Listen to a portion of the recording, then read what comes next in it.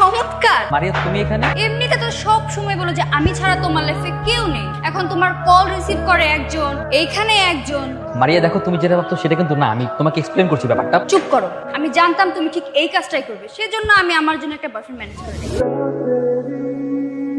তোমার সাথে আমার ব্রেকআপ।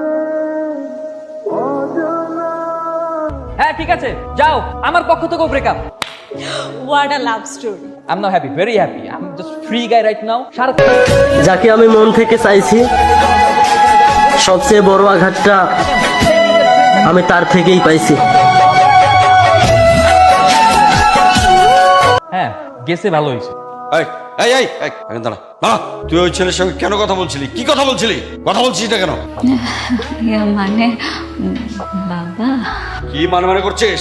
আর যদি কোনোদিন দেখেছি ওই ছেলের সঙ্গে তুই ঘুরেছিস বা কথা বলেছিস, তোকে আমি টুকরো টুকরো করে কেটে বুড়ি গঙ্গায় ভাসিয়ে দেবো, আর না হলে এই পুরো বাড়িটা আগুন দিয়ে আমি জ্বালিয়ে দেবো। যা ঘরে যা। রেহান, এদিকে সত্যি করে বলতে তুই কি চাস? কেন বাবা?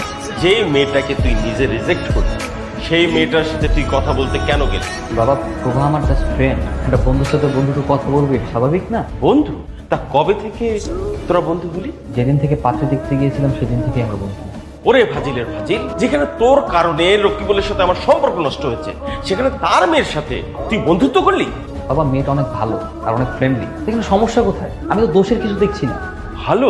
তাহলে আপনি তাকে বিয়ে করলেন না কেন? বাবা, বন্ধুত্ব আর বিয়ে এক না, সম্পূর্ণ দুটো আলাদা বিষয়। তোর কথার কোনো আগামাথা কিন্তু আমার কাছে ভালো লাগছে না। খবরদার ওই মেয়ের সাথে আর কোনোদিন তুই কথা বলবি না। কেন বাবা বললেন?